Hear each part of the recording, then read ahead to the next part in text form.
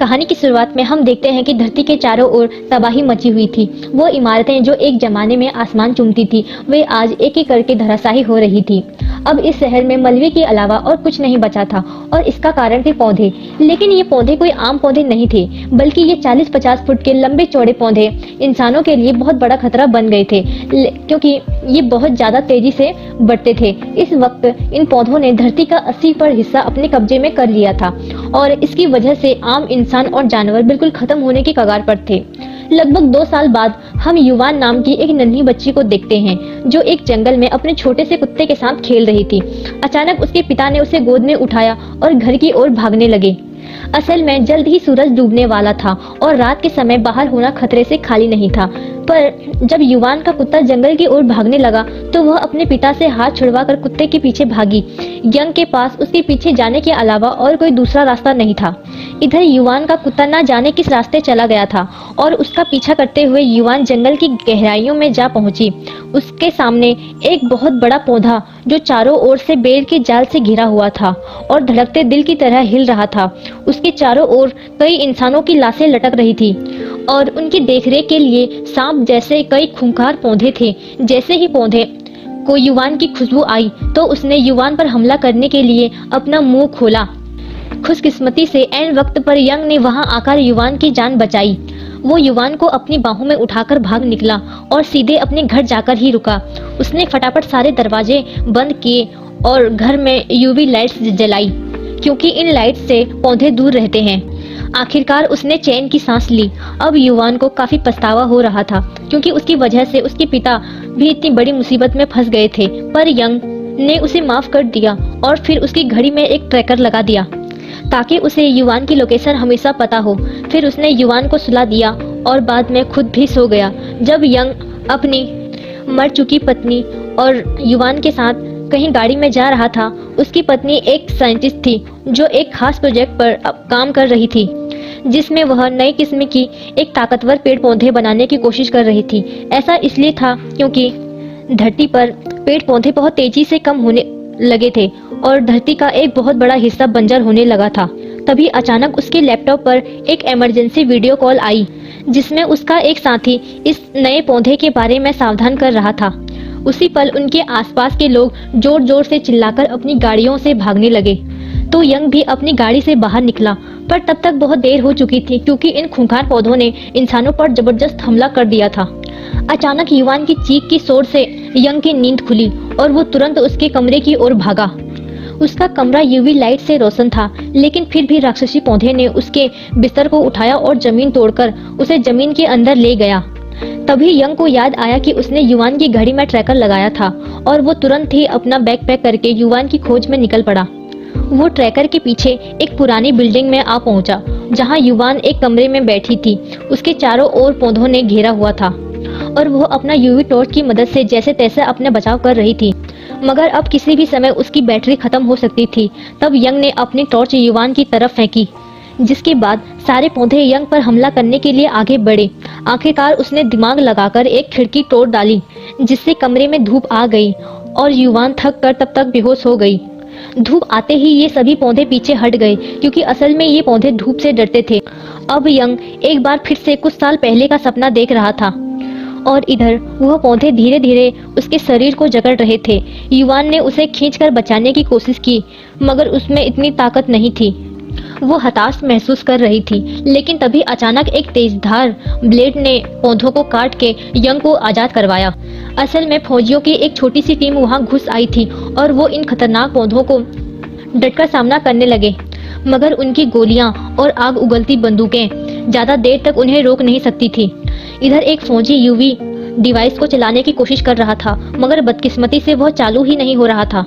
कुछ ही पलों में यंग को होश आया और उसने बड़ी ही आसानी से वो डिवाइस को ठीक कर दिया, जिसके बाद उसमें से बहुत तेज यूवी रोशनी निकली। इस रोशनी के आते ही सभी पौधे पीछे हटकर छिप गए।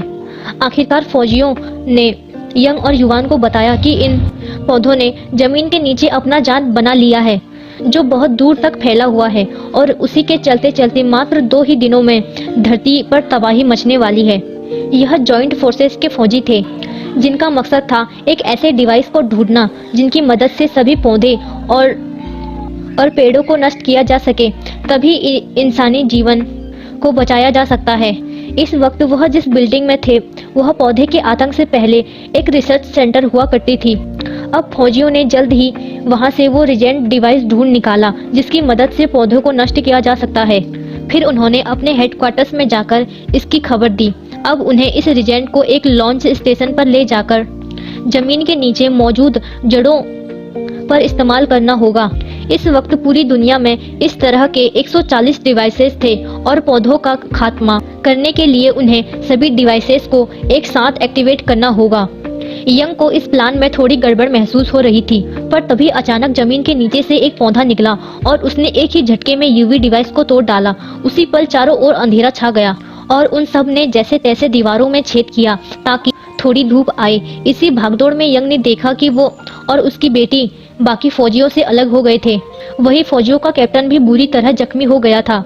लिमो नाम की फौजी कैप्टन का बहता खून देखकर उसे रोकने की पूरी कोशिश कर रही थी। उसी समय एक बहुत बड़ा सांप जैसा पौधा कमरे में आ घुसा और उसने शिकार की तलाश करने लगा। यंग ने उसे मारने के लिए एक लोहे का सरिया उठाया, मगर लिमो ने उसे रोक दिया। असल में ये खतरनाक पौधा देख नहीं सकता था और सिर्फ आवाज सुनकर ही शिकार पकड़ता था।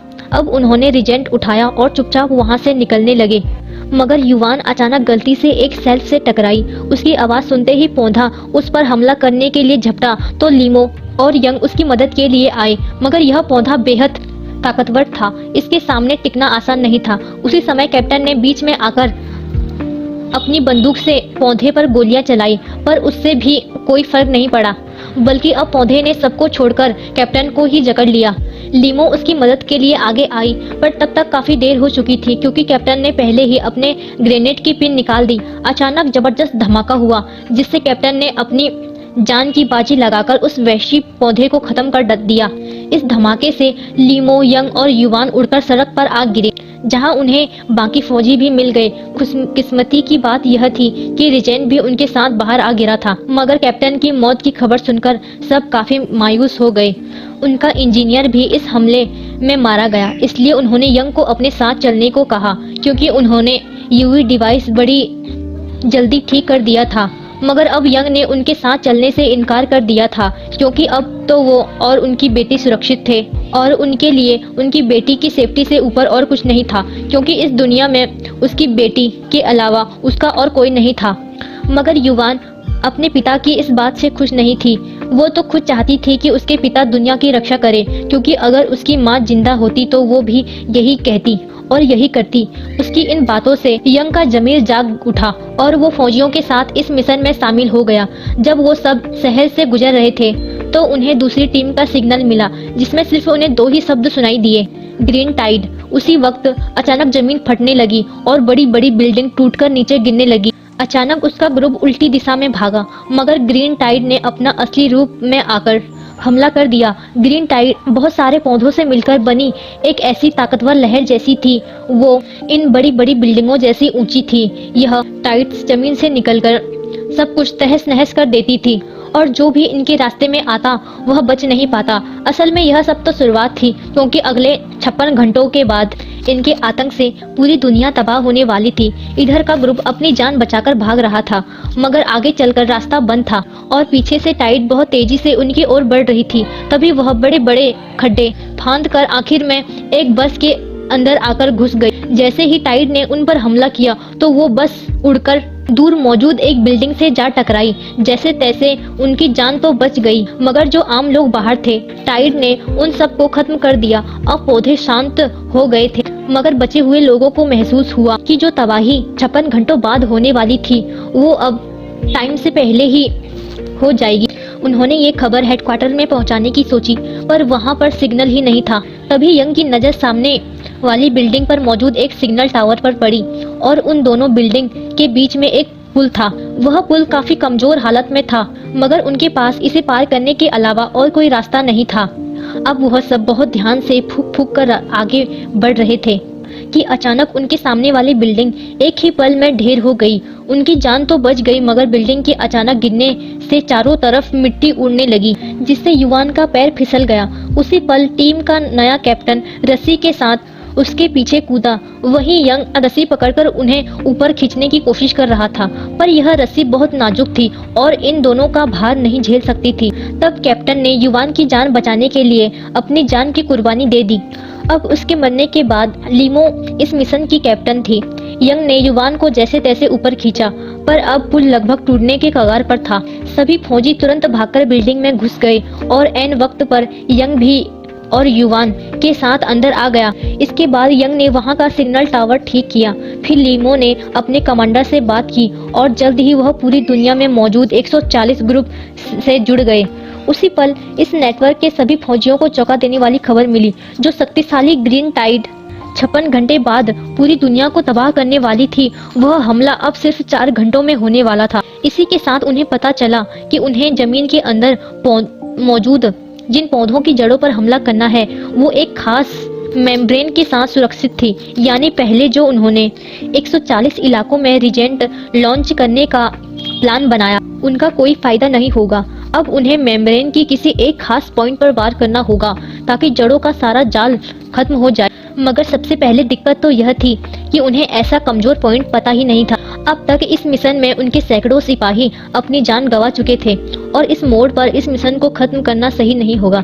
इसलिए यंग ने एक जबरदस्त भाषण देते हुए सबको मोटिवेट किया। आखिर में पूरे 140 ग्रुप्स ने इस मिशन को अंजाम देने का फैसला किया। हालांकि उनका सफल होने का चांस 0.3 पर था। खैर, लीमो और उसकी टीम जल्द ही लॉन्च स्टेशन पर आ पहुंची, जहां उन्होंने रिजेंट को मिशन में डाल दिया ताकि वह जमीन में जाकर पौधों की जड़ों को तबाह कर सके। मगर वो क्या जानते थे कि खतरा उनके आसपास मंडरा रहा है। इधर एक शक्तिशाली टाइड उन पर हमला करके आगे रही थी और इधर रिजेंट को जमीन के नीचे मौजूद उस मेम्ब्रेन ने रोक लिया था। वही दूसरी ओर बाकी सभी ग्रुप्स को भी इन दिक्कतों का सामना करना पड़ रहा था। अब सभी फौजियों की हिम्मत टूटने लगी, पर तभी यंग को एक आइडिया सूझा।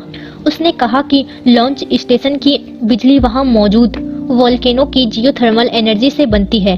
अगर वो गरम गरम लावा एक ही जगह पर इकट्ठा हो जाएगा और फिर वो लावा बड़ी ही आसानी से जमीन के नीचे मौजूद उस सुरक्षा कवच मेम्ब्रेन को खत्म कर सकता है। मगर इसमें भी एक दिक्कत थी, क्योंकि सभी सुरंगों का कनेक्शन फट चुका था। इसलिए अब उन्हें वहां जाकर सुरंगों की कंट्रोल सिस्टम को ही नष्ट करना होगा। यंग ने अपनी बेटी से वादा किया कि वो लौटकर जरूर आएगा और फिर बाकी की टीम के साथ इस मिशन के लिए निकल गया, जो कि बहुत खतरनाक था। जब वो जमीन के नीचे पहुंचे तो लावा की गर्मी की वजह से सब कुछ तप रहा था। साथ ही सुरंगों में जगह जगह पौधों ने कब्जा करके वहां बैठे हुए थे, जिससे उनका रास्ता बंद हो गया। जब वह आगे बढ़ने की कोशिश कर रहे थे तो अचानक यंग जख्मी हो गया। तब उनके एक साथी ने रास्ता साफ करने के लिए बम धमाका किया, जिसमें वह खुद भी मारा गया। लीमो और यंग के पास रोने तक का समय नहीं था, इसलिए वह बम लेकर आगे बढ़ा। अब उनके सामने एक दरवाजा आया तो उसने लीमो को दरवाजा खोलने को कहा। लीमो उसे खोलने के लिए कोई चीज ढूंढने लगी, लेकिन यंग चुपके से ही दरवाजा खोलकर उस पार चला गया और दरवाजा लॉक कर दिया। लीमो समझ गई थी कि यंग अपनी जान की बाजी लगाने वाला है, इसलिए वो उसको दरवाजा खोलने को कहती है। पर यंग ने अपना फैसला कर लिया था। उसने लीमो को यंग का ख्याल रखने को कहा, क्योंकि युवान बहुत अकेला हो जाता, और वो आगे बढ़ गया। वहीं बाहर धरती की सतह पर जमीन फटने लगी, क्योंकि एक बहुत बड़ी ग्रीन टाइड ने बाहर निकलना शुरू कर दिया था और सभी समझ गए कि बस अब तो टाइम आ चुका है। वहीं दूसरी ओर यंग अपनी जख्मी टांग के साथ आगे बढ़ रहा था। अचानक उस पर छत से मलबा गिरने लगा और अब तो वह चल भी नहीं पा रहा था, पर फिर भी वह बम के साथ आगे रेंगता रहा। आखिरकार वह कंट्रोल सिस्टम पर ही आ पहुंचा और उसके बाकी फौजियों की टीम ने बात की यंग से। उधर युवान मन ही मन में समझ चुकी थी कि उसके पिता अपनी जान की कुर्बानी देने जा रहे हैं। उधर युवान उसे देखकर वापस लौटने को कहती है, मगर उसी पल बॉम्ब का टाइम खत्म हो गया और एक ही पल में सुरंगों में जो जोरदार धमाका हुआ, जिससे सारा लावा तुरंत ही एक जगह पर इकट्ठा हो गया। उसकी जबरदस्त गर्मी से पौधों की सेफ्टी मेम्ब्रेन पिघलने लगी और कुछ ही पलों में लॉन्चर के होते हुए रिजेंट पौधों की जड़ों के जाल में घुस गया। आखिरकार सभी जड़ें खत्म हो गई और जल्द ही धरती के सभी वैश्य पेड़ पौधे खत्म होने लगे। अंत में धरती पर बचे हुए लोग बहुत खुश थे, क्योंकि इंसानी प्रजाति पूरी तरह से खत्म होने से बच गई थी। उस दिन के बाद से धरती पर एक नए समय की शुरुआत हुई और इंसानों ने धरती को संभाल कर रखने की कसम खाई। इसी के साथ आज की हमारी कहानी यहीं खत्म होती है।